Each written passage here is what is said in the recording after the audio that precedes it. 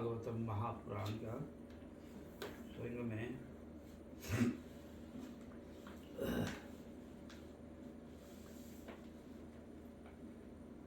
भागवत के महात्म्य कह रहे हैं।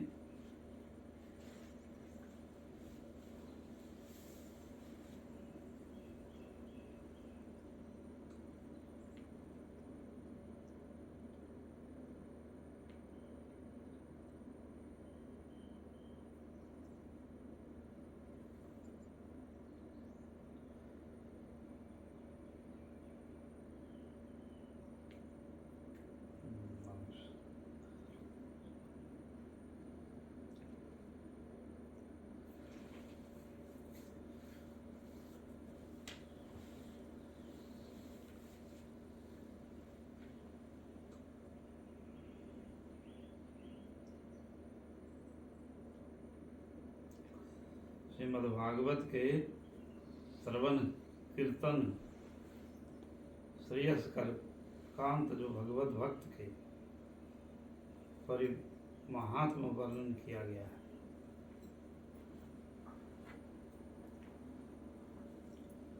और भगवत चतुर इस श्लोक का वर्णन संक्षिप्त में चतुर श्लोकी भागवत का महिमा वर्णन किया गया है। निगम कल्पो गलितम फलम सुख मुखादमृत द्रव्यम संजितम पीबतम रसमालयो मुहुरो रसिका भूमि भावुका। यह श्रीमद् भागवत निगम कल्प तरु गलितम फलम है, स्वरूप है। आगम निगम वेद रूपी वेद वेदांत का सबका सार श्रीमद् भागवत है। कहते हैं कि ये वृक्ष है आगम निगम रूपी, उसमें वेदों का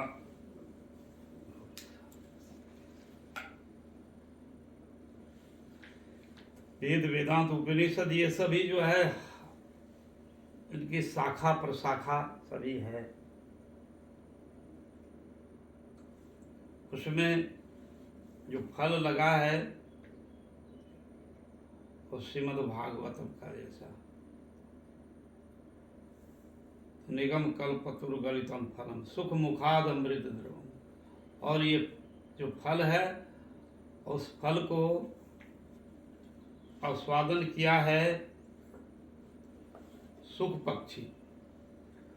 जबकि पेड़ में फल लग जाता है तो उससे जो मीठा सबसे फल होता है उसमें ही वो सुख पक्षी मैना पक्षी जो है वो चोंच मारता है। ऐसे तो कहते हैं सुख मुखाद। तो ये जो इतने सुंदर जो है फल है उसमें छिलके भी नहीं है, गुठलियां भी नहीं है। उसमें छिलके गुठली होते हैं ना, मैंगो फल है जैसे तो छिलके होते हैं, वो कवर होता है फिर उसमें होता है, किंतु इसमें ये भी नहीं है। बड़ा आश्चर्य फल है, विस्मित फल है। कहते सुख मुखाद अमृत द्रवम संयुतम। तो कैसे आया है वो चीज जो बिल कहते हैं ये गुरु परंपरा के मुख से आया है। गुरु परंपरा का भगवान ने स्वयं ब्रह्मा को दिए, ब्रह्मा को चतुर श्लोकी भागवत दिए। वही चतुर श्लोक भागवत का ही ये है सार व्याख्या। तो उसमें से उसी परंपरा से गुरु परंपरा से वह ये जगत में आया है। तो सुख मुखाद अमृत द्रवम संयुतम पीवतम रसमालय। ये पान करने योग्य है और रसिको भूमि भाव को जो रसिक है वो इसको आस्वादन कर सकता है। जो रसिक है भावुक है वो इसको आस्वादन कर सकता है। यहाँ पर कर्मी ज्ञानी योगी ये इसको आस्वादन नहीं कर सकता है भागवत का। इसलिए भगवत तत्व को जो रसिक है और भावुक है उसको ही ये मिला। तो उसी परंपरा से ये है, तो ये गुरु परंपरा से ये मिला है। तो नारद जी,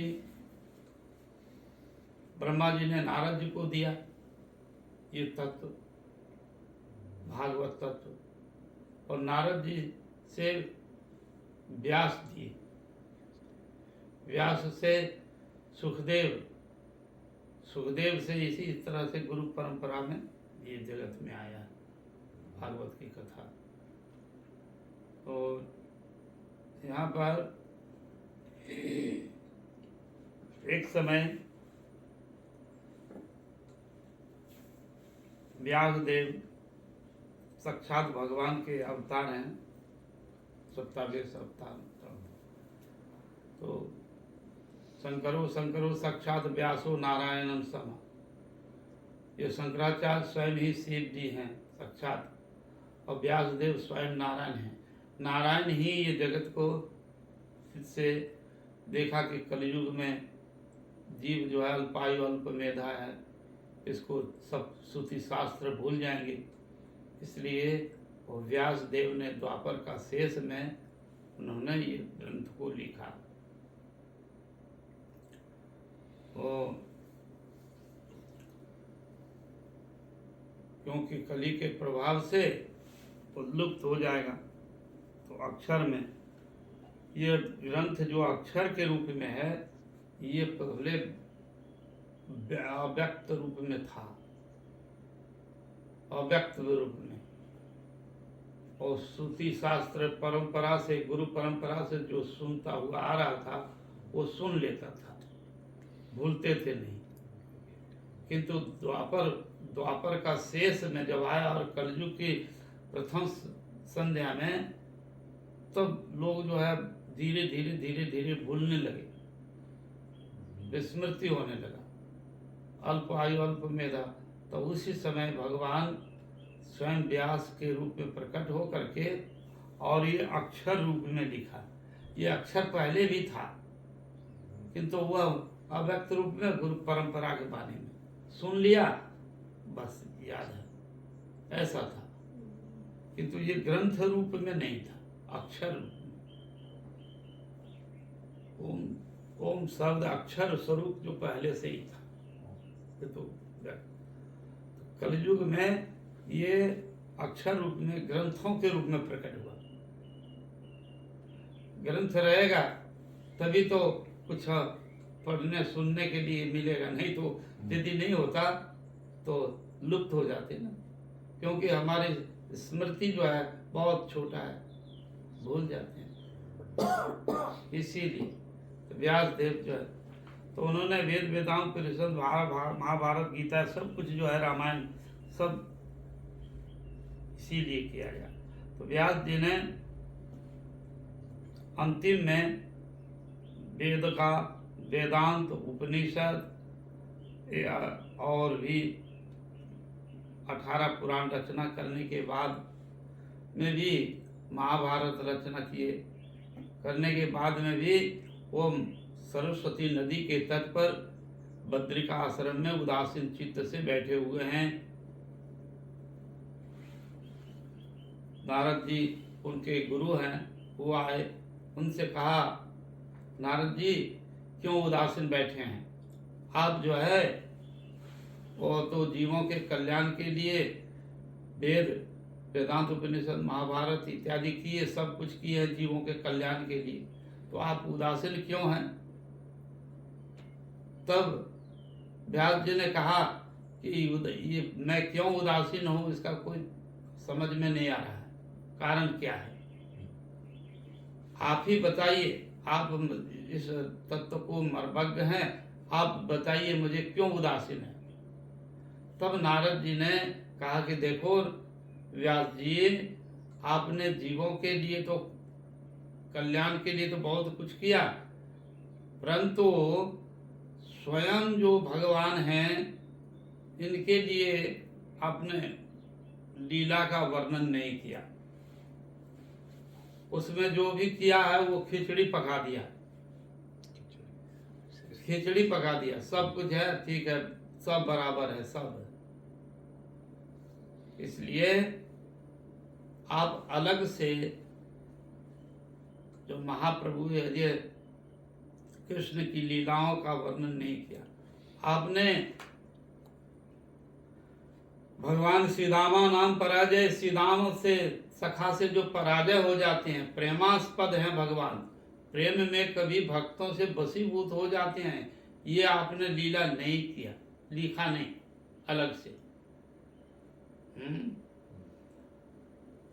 आपने मैया जसोदा की छोटी सी लठिया में भगवान डर जाते हैं, ये लिखा नहीं आपने वात्सल्यता में। और जो परम ब्रह्म जो भगवान वो गोपियों के कहने पर वो एक चुल्ले एक दोना छाछ देंगे तो उस पर परम ब्रह्म नाच रहे हैं। कुंज बिटप कुंज की बिटप में वो ब्रह्म वो नाच रहे हैं। तो ये सब आपने लिखा नहीं अलग से, इसलिए आप श्रीमद् भागवत को आप अलग से कृष्ण लीला का आप वर्णन करो। ये वर्णन नहीं किया, इसीलिए आपके मन में उदासीन है। मैं भी पिछले जन्म में मैं भी इसी तरह से कृष्ण लीला में तत्व को समझ नहीं पाते, तो मेरा इस तरह सा कई जन्मों के बाद में मैंने ये चीज को लाभ किया हूँ। तो पहले अपना जो है गुरु जो है अपने शिष्य का जन्म तत्व का पिछले जन्म का बताते हैं कि देखो मैं ब्रह्मा का मानस पुत्र था, ब्रह्मा जी ने कहा कि सृष्टि करो, तो मैंने आज हमसे नहीं होगा, हम नहीं कर पाए। तो उन्होंने वो अभिशाप दे दिया कि जाओ तुम गंधर्व जोनी में चले जाओ। तो गंधर्व जोनी में जाने पर नाचना गाना बजाना और गंधर्वी को साथ में नाचना गाना, यही तो उसका है। तो गंधर्व जोनी प्राप्त किया और संगीत का। तो एक समय ब्रह्मा के सभा में वहाँ संगीत करने का सौभाग्य मिला। तो उसी समय वो स्वर भंग हो गया। तो स्वर भंग हो गया तो ब्रह्मा ने अभिशाप दे दिया, कहा कि तुम गंधर्व जोनी प्राप्त करके भी तुम स्वर भंग किया, जाओ तुम शूद्र हो जाओ। तो शूद्र के मर्तलोक में शूद्र मानव जन्म में लेकर शूद्रानी के गर्भ से जन्म लिया। जन्म लेने के बाद में मैंने एक दिन, मेरी माता सब समय इकलौता पुत्र था, गोद में रहती, विधवा थी मेरी माँ। एक दिन संयोग से ये ऋषियों का जूठा खा लिया, उससे हमारी श्रद्धा हो गई और श्रद्धा देख कर करके ऋषियों ने मुझे मंत्र दे दिया। मंत्र को मैंने जपने का प्रयास करता था, इकलौता बेटा था, वो हमारी माँ सब समय चिपका करके रखती थी। ठीक है, काल कर्म से वो हमारी माता गैया दोहने के लिए जा रही थी भोर में, प्रातः काल में, ब्रह्म मुहूर्त में, उसको काला सर्प डस लिया और वो शरीर छोड़ दिया। उसी समय हम छोड़ करके बद्रिका बिहार वन में जा करके तपस्या करने लगा। बहुत दिनों के बाद में तपस्या करने, तब भगवान जो है मुझे मन में उतरा। इसके बाद में फिर प्रत्यक्ष रूप में दर्शन दिया और कहा कि जाओ तुमको माया से मुक्त होकर करके और तुम सर्वत्र ही पृथ्वी में श्रवण कीर्तन स्मरण प्रचार करो, महिमा महात्म प्रचार करते रहो। तब मैंने नारद शरीर लिया और नारद भक्ति सूत्र, उन्होंने फिर भक्ति सूत्र का प्रचार प्रसार करने लगे। तो नारद जी का अपना जन्म वृत्तांत उस बता रहे हैं महर्षि व्यास देव से।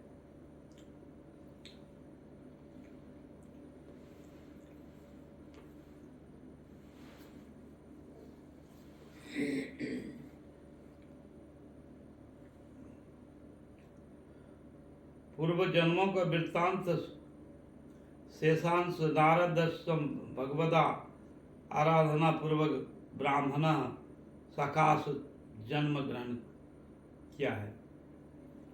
उन्होंने ब्रह्म का आराधना करके फिर भगवान को उन्होंने किया। नारद उपदेशे न व्यास द्वारा श्रीमद् भागवत का आरंभ हुआ। वहीं से व्यासदेव को श्रीमद् भागवत का उपदेश दिए नारद जी। तो भागवत का फिर उन्होंने परीक्षित महाराज जी का जन्म वृत्तांत अश्वत्थामा कृत सप्तानाम द्रौपदी सुतानाम कथा। फिर परीक्षित महाराज जी का जन्म वृत्तांत कहते हैं। ये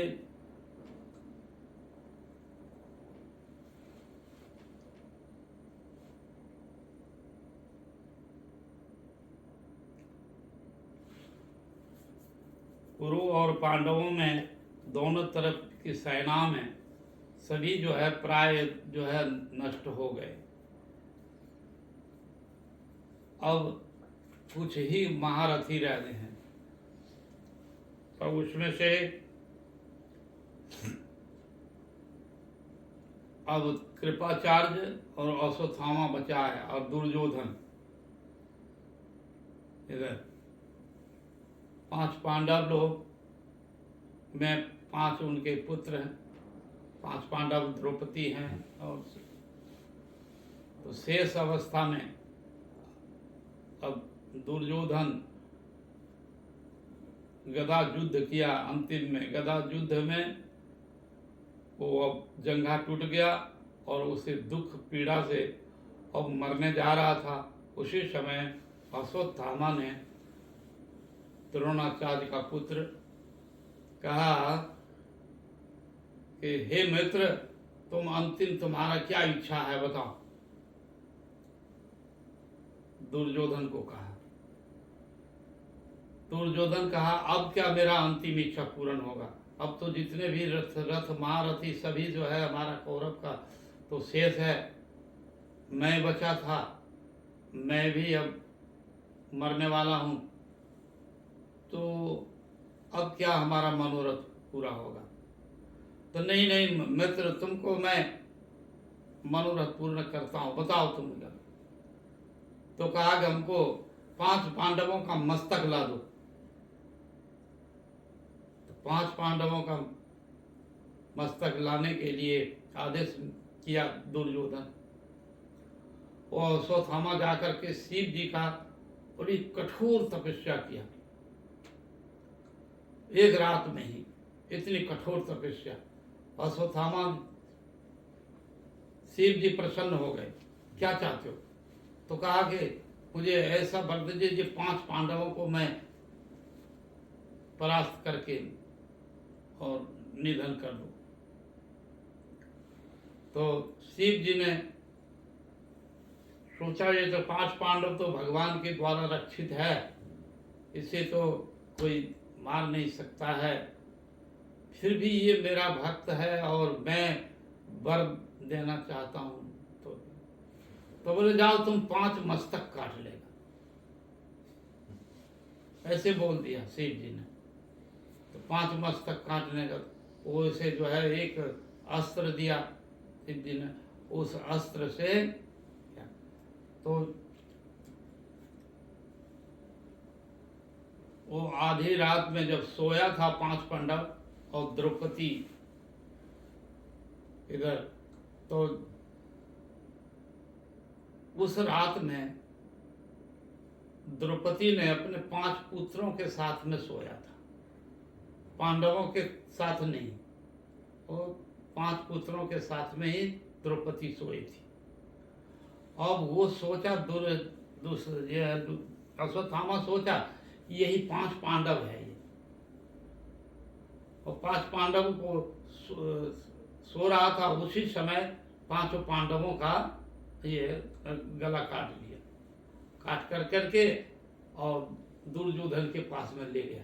बोले लो, तुम्हारा परम शत्रु 5 पांडवों को मैंने आज खत्म कर दिया, तुम सुखपूर्वक मरेगा, तुमको आनंद से मरेगा। हाँ, तुम्हारा हमने मनोरथ पूरा कर दिया। दुर्योधन जो है बोले लाओ लाओ लाओ। तो सबसे बड़ा शत्रु तो था भीम, क्योंकि भीम जो है उनके अधिक 100 भाइयों में से तो अधिकांश जो है भाइयों को भीम ही मारा था। तो भीम पर ज्यादा क्रोध था, अब भीम ही हमारा गदा जंगा तोड़ा है, तो उसका मस्तक ले आओ। तो उसमें से मस्तक ले आया। तो मस्तक ला करके इस तरह से जब किया ना, तो टूट गया, पापड़ के जैसा टूट गया। तब दुर्योधन कहने लगा, ओ अश्वत्थामा, तुम ब्राह्मणा अधम, तुम ये किसको तुम ले आया? अरे ये तो वो भीम का मस्तक नहीं है, भीम का मस्तक तो वज्र से भी नहीं टूटेगा, और ये तो ऐसे करने से टूट गया।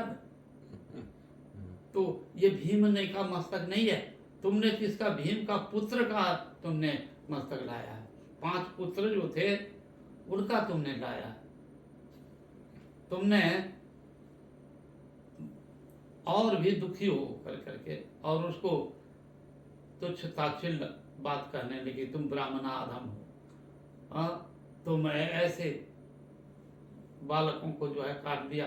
मेरे वंश में तो कोई रहा नहीं, कुरु वंश में पांडव में था, तो 5 पांडवों को भी तुमने जो है नष्ट कर दिया। हम तब और भी दुखी हो कर करके उसी रणभूमि कुरुक्षेत्र में दुर्योधन जो है वो प्राण त्याग कर दिया। इधर में कुर्री पक्षी के जैसा द्रौपदी रोने लगे, हा पुत्र करके पुत्र का। उस रोनाहट सुन करके वो 5 पांडव दौड़ाए, क्या हुआ क्या हुआ? देखा कि ये 5 पांडवों का सिर जो है कटा हुआ है, अलग ले गया, धड़ केवल है। इसको देख कर करके भीम अर्जुन को बहुत क्रोध आया और कहा कि ये अश्वत्थामा का काम है, अश्वत्थामा को अभी जो है हम मृत्यु दंड देंगे। भीम अर्जुन जो है वो तो इतना करके भागा, और दो अश्वत्थामा अब भाग रहा है, उस पीछे से भीम अर्जुन उसको पकड़ने जा रहे हैं। पकड़ कर करके फिर उसको ले आया, ले आकर करके द्रौपदी के सामने में कहा, लो अभी अभी इसको, इस ब्राह्मणा अधम को मैं अभी जो है मारता हूँ। सोए हुए आदमी को मारना नहीं चाहिए, सोए जगा करके मारो। तो तुम जो है ब्राह्मणा अधम इसलिए कहा कि सोए हुए आदमी था, और उस समय जो है और नहीं अस्त्र नहीं शस्त्र, तुम यदि वीर पुरुष होते तो तुम जगा कर करके और युद्ध करता, किंतु नहीं, उस सोए हुए आदमी को तुमने जो है ले आया, इसीलिए उनको ब्राह्मणा अधम कहा। अधम है तुम। तो वो इस पकड़ करके अश्वत्थामा को द्रौपदी के पास में ले आया। द्रौपदी कहते इसको क्या करे बताओ, तुम्हारे सामने में इसको हम अब वध करेंगे। भीम और अर्जुन का दोनों प्रतिज्ञा था, अब उसको मारने जा रहे हैं। इतने में द्रौपदी कहते हैं कि हे आर्यपुत्र, आप जो है इसको अब छोड़ दो। क्यों छोड़ दें? तो कहा कि ये तो अब लौट करके आएगा नहीं, मेरा पुत्र तो मर गया, तो अब तो लौट के आएगा नहीं। और ये इसकी जो माता कृपणी, ये इसको बहुत दुख होगा, जैसे पुत्र दुख हमको हो रहा है वैसे इसको होगा, इसलिए इसको छोड़ देना चाहिए। और दूसरी बात है कि ये गुरु का पुत्र है, तो गुरु की आत्मा से ही, आत्मा जायते पुत्र, आत्मा ही जो है गुरु का ही आत्मा है अश्वत्थामा में। गुरुदेव तो कहते हैं कि आत्मा जायते पुत्र, तो आत्मा से ही ये पुत्र है, इसलिए तुम गुरु, और तुमने द्रोणाचार्य की कृपा से त्रिभुवन में तुम विजय प्राप्त किया और अन्नतम अस्त्र शस्त्र विद्या सब कुछ लाभ किया गुरु के कृपा से, तो इसको वध करना ठीक नहीं है, ये गुरुदेव का ही आत्मा है, इसको छोड़ दो। तो भीम अर्जुन जो है कहता है मैं प्रतिज्ञा क्यों, इतना दुष्ट काम किया और इसको छोड़ देंगे, बहुत ही।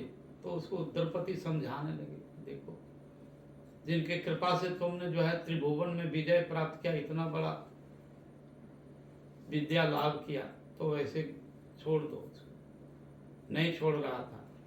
युधिष्ठिर महाराज जी आए, युधिष्ठिर महाराज जी ने कहा कि देखो भीम अर्जुन, ये द्रौपदी जो कह रही है वो ठीक कह रही है कि उसको मारने से भी तो 5 पुत्र अब लौटेंगे नहीं, और ये है इकलौता पुत्र, तो इसको छोड़ देना चाहिए।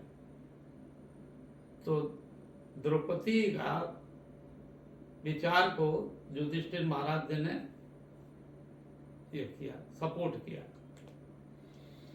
कि छोड़ दो। इसके बाद में कह रहे भीम अर्जुन प्रतिज्ञा किया, तो कृष्ण भी आ गए। कृष्ण आकर के कहते हैं कि देखो द्रौपदी भी और युधिष्ठिर महाराज जी जो कह रहे हैं वो ठीक कह रहे हैं, इसको छोड़ देना चाहिए, उसको नहीं मारना चाहिए। तो कहते हैं मेरी प्रतिज्ञा है, मैं प्रतिज्ञा क्यों, उसको मारूंगा मेरे पुत्र के आत्मा सुख के लिए, तो मारूंगा। तो बोला अच्छा ठीक है, तो ऐसा करो। कृष्ण ने समाधान किया कि इसको अपमान कर दो, अपमान कर देने से वो मृत्यु का समान होता है। तो उनको मुंडन करा दिया, मुंडन करा कर करके चूना और काली लगा दिया, लगा कर करके और उल्टे गधा के ऊपर में बैठा दिया उल्टे तरफ और छोड़ दिया। और अश्वत्थामा बहुत दुखी हो गया, दुख होगा। फिर इसके बाद में फिर कालक्रम से ब्रह्मास्त्र छोड़ दिया, ये वो ब्रह्मास्त्र छोड़ दिया उसको ऊपर। तो इधर में कृष्ण जो है अब राजपाट दे कर करके द्वारका जा रहे हैं, उसी समय रथ पर बैठने वाले हैं, इधर में ब्रह्मास्त्र छोड़ दिया अश्वत्थामा। तो कहा पूरा वंश को मैं संहार करूंगा, तो 5 पांडव भी नहीं रहेगा, और ये 5 पांडव के में से जो अभिमन्यु है, अभिमन्यु का पत्नी उत्तरा है, उत्तरा के गर्भ में एकमात्र पांडवों का बीज है, तो उसको हम भी समाप्त कर देंगे। बस इधर में 5 पांडवों को ब्रह्मास्त्र छोड़ दिया, और इधर में उत्तरा के गर्भ में जो था वो उसको भी ब्रह्मास्त्र छोड़ दिए। और इतने में कृष्ण अभी रथ पर बैठने जा रहे हैं और वो विलाप होने लगा। उत्तरा दौड़ी हुई आई, हे प्रभु, हे कृष्ण, हमको बचाओ बचाओ बचाओ। तो मैं अपने बचाने के लिए नहीं कह रहा हूँ, मेरे गर्भ में एकमात्र पांडवों का बीज है, उसको आप हमसे रक्षा कर दीजिए। ऐसे बोले कृष्ण तुरंत जो है सुदर्शन चक्र से उसकी रक्षा किए और वो चले गए। ब्रह्मास्त्र 5 पांडवों का भी अस्त्र जो था 5 पांडवों को भी रक्षा किए और उत्तरा के गर्भ में भगवान स्वयं ही प्रवेश कर करके और सुदर्शनधारी चक्रधारी भगवान से रक्षा किया, ब्रह्म अस्त्र से बचा लिया। तो अंगुष्ठ परिमाण में भगवान जो है उस माँ के उसके उत्तरा के गर्भ में भी कृष्ण जाकर रक्षा किए थे। तो वही परमात्मा के रूप में स्वयं परीक्षित महाराज वो दर्शन किए थे माँ के गर्भ में। हाँ, माँ के गर्भ में ही परमात्मा को दर्शन किया था और भगवत ज्ञान हो गया था।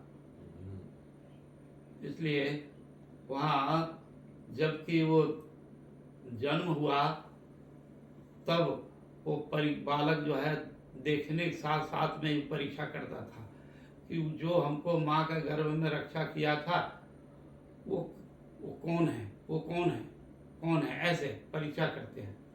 इसलिए नाम पड़ गया परीक्षित महाराज।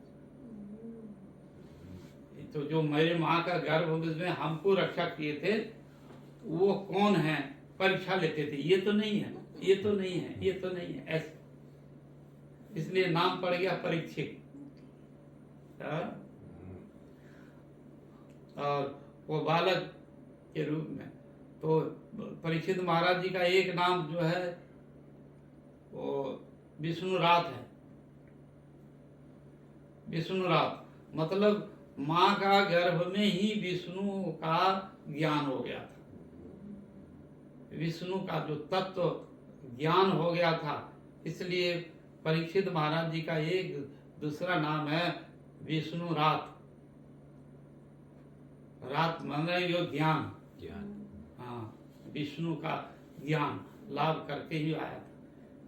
फिर कृष्ण उनका जन्म जब हुआ तो फिर कृष्ण ने ही स्वयं ही उसके साथ में उसका लालन पालन किया, खेला कूदा और सारे अस्त्र शस्त्र विद्याएं जो कुछ है वो कृष्ण सिखाया उनको। स्वयं ही उनको सब विद्याएं सिखाया परीक्षित महाराज जी को। लालित पालित हुए सभी के। तो वो परीक्षित महाराज जी का जन्म का वृत्तांत है। अब वो 5 पांडव लोग काल क्रम से 5 पांडव लोग इधर में राजा हो गए, मंत्री, और भीम अर्जुन मंत्री हुए और राजपाट हस्तिनापुर का परिचालना करने लगे युधिष्ठिर महाराज जी। इसी बीच में अर्जुन चले गए कृष्ण द्वारकापुरी, जहाँ भगवान की भुजाओं के द्वारा द्वारकापुरी सुरक्षित है, सुरक्षित रहते हैं। भज गुप्तायाम, तो भगवान के हरि के द्वारा वो द्वारकापुरी सुरक्षित है। उस स्थान में जाकर अर्जुन बहुत दिन समय तक वहाँ व्यतीत कर रहे थे। इसी बीच में वो ऋषि मुनियों के पास में यदुवंशी लोग बालक लोग जाकर के नाम शंभ ने वो सभी बालकों के टोली में जाकर खेल कूद करने लगे। ऋषियों के से पास में जाकर कहा कि ये एक जो है लज्जा हो रही है, ये एक लड़की है, इसके पास गर्भ में क्या जन्म होगा, क्या हो जन्म लेगा, लड़का न लड़की। तो ये बात जो है ऋषि मुनियों से पूछा। ऋषि मुनियों ने क्रोध में आकर के और कहा कि ये मूसल पर सब करेगा, मूसल जन्म देगा। तो ऋषि सोचा ये सब इतना उद्दंड हो गए जो हम लोग ऋषि मुनियों से भी मजाक का पात्र बना लिया। ये मजाक करने के लिए, हास्य कौतुक करने के लिए ऋषि मुनियों से आता है, इतना अहंकारी, बस कहा मूसल पर सब होगा और तुम्हारा 56 करोड़ जदुवंशी तेरा नाश हो जाएगा इसी से, इसी मूसल से।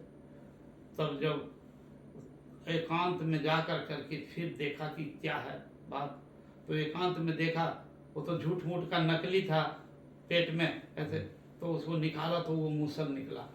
अब वो मूसल निकला तो बच्चे लोग सब जो है बड़ा घबरा गया, ये तो अभिशाप हो गया। तो इसको राजा उग्रसेन महाराज जी को दे दिया। उग्रसेन महाराज कहा कोई बात नहीं है, ये मूसल है लोहा का। मूसल उसी कहते हैं जो ढेकी में जो कूटने वाला जो होता है ना लोहा, वैसा लोहे का लगा लेता है, ऐसे ऐसे कूटते हैं, तो वो था। तो बोले अच्छा ठीक है। तो उग्रसेन महाराज जी ने कृष्ण और बलराम से भी पूछा नहीं, ऐसे ही और आदेश दे दिया, ऑर्डर दिया और ऐसे खींच दो और समुद्र में फेंक, ऐसे ऐसे कर दिया, फेंक दिया। और अवशेष जो बचा था वो भी ऐसे फेंक दिया, उसको घिस नहीं सका तो फेंक दिया। वो मछली ने उसको खा गया। फिर कालक्रम से कोई व्याध है तो वो मछली मिला और मछली को पेट से चीरा तो इतना लोहा मिला, वही लोहा जो है अपना तीर बना लिया और तीर बना करके और रख दिया। फिर कालक्रम से वो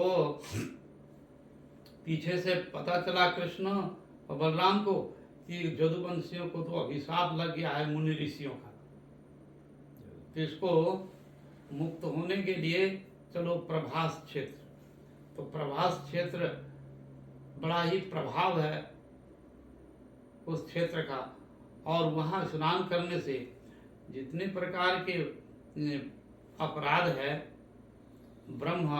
ब्राह्मणों के अपराध यदि किया है तो वो खंडित हो जाएगा उस तीर्थ में स्नान तर्पण करने से। तो वही प्रभास क्षेत्र में सभी जदुवंशियों को लेकर के और कृष्ण गए वहाँ और वो अपना आराधना किए, स्नान किए, देव पितर का तर्पण किया। उसी समय वो स्नान के समय में वाद विवाद हो गया और परस्पर जो है दोनों लड़ भिड़ गए। कृष्ण बलराम ने सांत्वना दिया, नहीं माने तो बलराम जी ने स्वयं ही समाधि ले लिया जल में, और कृष्ण और एक पीपल का पेड़ के नीचे बैठ करके और वो पैर के ऊपर पैर रखे हुए हैं और चिंता मग्न हैं। उसी समय वो एक जो व्याध था वो उसको बाण मारा। कृष्ण जो है इधर, तो वो व्याध जब निकट में आया तो देखा कि हरिण नहीं, ये तो स्वयं द्वारकाधीश हैं, मैंने अपराध किया। तब फिर क्षमा याचना मांगने लगे। भगवान कहा तुम मेरी लीला का पुष्टि किया है, चिंता मत करो।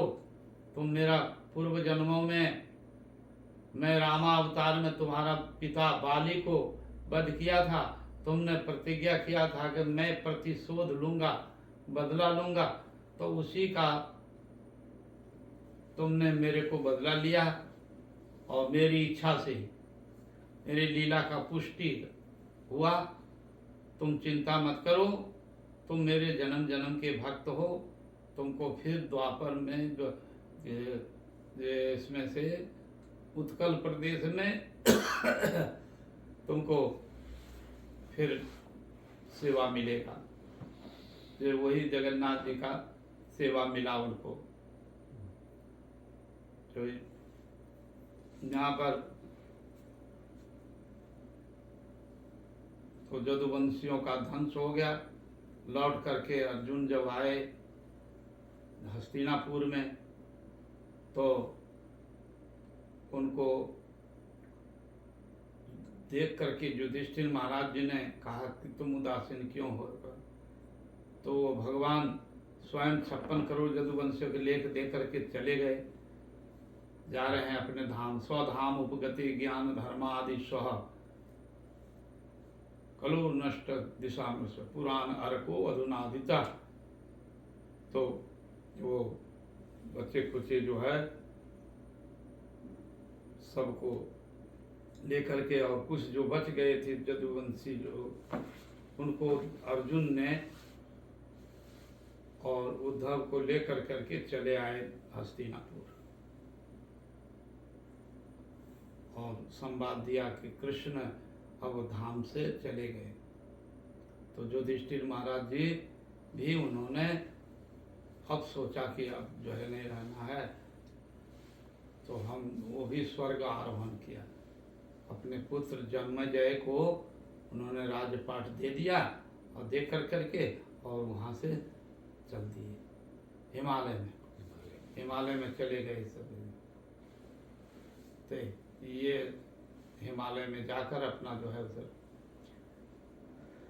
यहाँ पर जन्म जय ये परीक्षित महाराज जी अब मृगा स्वीकार करने के लिए राजा हुए, बड़े सुंदर से राजपाट प्रजा को चलाने लगे। एक समय मृगा स्वीकार करने के लिए गए, उसे वो एक ऋषि था समित मुनि, वो ध्यान कर रहे थे, उनको प्यास लगा था, पानी नहीं दिया तो उसके मरे हुए सर्प उसको दे दिया। साथ में बगल में वो उनका पुत्र समित मुनि का पुत्र, वो देखा कि मेरे पिता को मरा हुआ सर्प दे दिया कौन। वो जो बालक जो है अभिशाप दिया कि जाओ उसको 7 दिन में ही तक्षक काटेगा और मर जाएगा। अब इतने में तो काम करके गए वहाँ और संवाद दे दिया।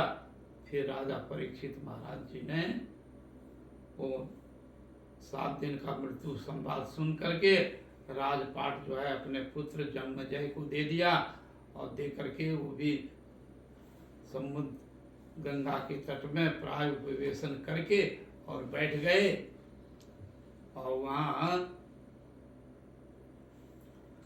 तार बेतार सभी मनुष्य, सभी देवता मनुष्य, राजा महाराजा सभी लोग जो है वहाँ पर पधारे गंगा के तट पर। और उसमें तो परीक्षित महाराज जी पृथ्वी को धर्म युक्त होकर के शासन करने दें। इसके बीच में देखा कि एक जो है गाय और एक भीष्म सांड है, वो एक पैर पर है और वो उसे प्रहार कर रहा था एक आदमी, अर्थात कलयुग, कली जो है उसको ऊपर प्रहार कर रहा था। राजा परीक्षित का दृष्टि पड़ा और धनुष की टंकार किया, और उससे जो है वो कहा कि अभी तुमको मैं जमलोक में भेज देता हूँ। तो हाथ जोड़ करके खड़ा हो गया, हे महाराज परीक्षित, मैं तो जो है अब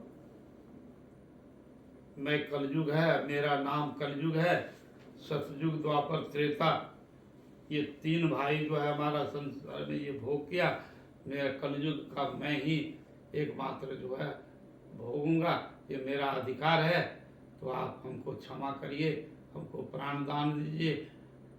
ऐसे जब गिड़गिड़ाने लगा तो राजा परीक्षित ने वो दया आ गई, शरणागत हो गए।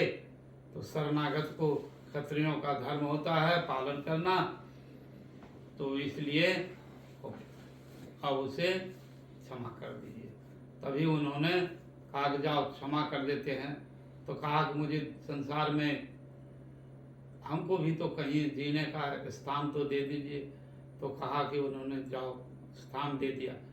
तो 4 स्थान दिया, दूतम पानम सूनम स्त्री चतुर्विधा धर्मश्च, ये दे दिया। फिर भी संतुष्ट नहीं हुआ कलयुग, तो सोना में दे दिया।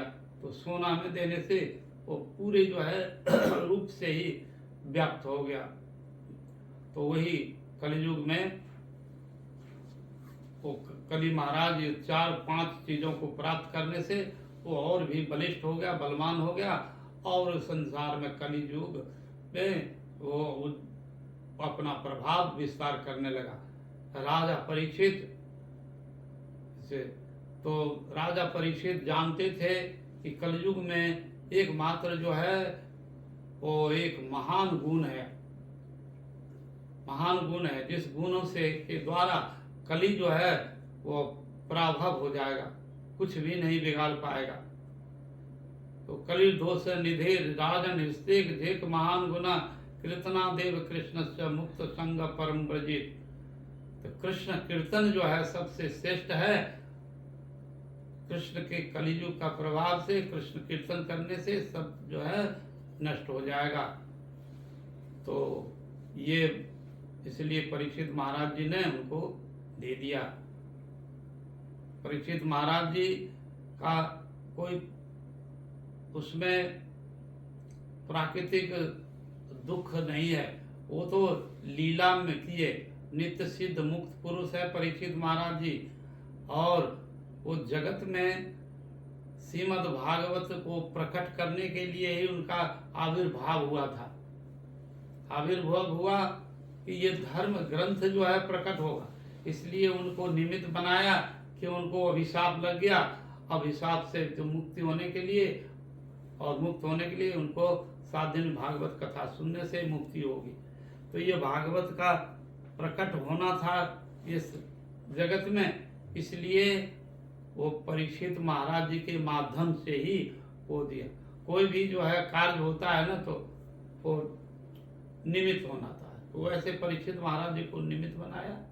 और ये भागवत यदि परीक्षित महाराज जी को 7 दिन तक्षक नहीं काटता, मुनि और ऋषियों का अभिशाप नहीं लगता, तो फिर ये भागवत प्रकट नहीं होते और जगत में इसकी महिमा नहीं विस्तार होती। महिमा तो ये उसी समय, इसलिए परीक्षित महाराज जी का उन्होंने ये किया और उनके माध्यम से ही 7 दिन में ये भगवत कथा का प्रकाश हुआ। तो श्रीमद् भागवतम यही महापुराण है। इनको श्रवण कीर्तन करने से, इनके आश्रय लेने से वो कली के से वो मुक्त होकर के धर्म अर्थ काम मोक्ष प्राप्त करके जीव जो है भगवत धाम पहुंच जाएगा। बोलो वृंदावन बिहारी लाल की जय। पंचाकल्पतरुभ्यश्च कृपा सिंधु पतितानां पावनेभ्यो वैष्णवेभ्यो नमो नमः। हरे कृष्ण। हरे कृष्ण।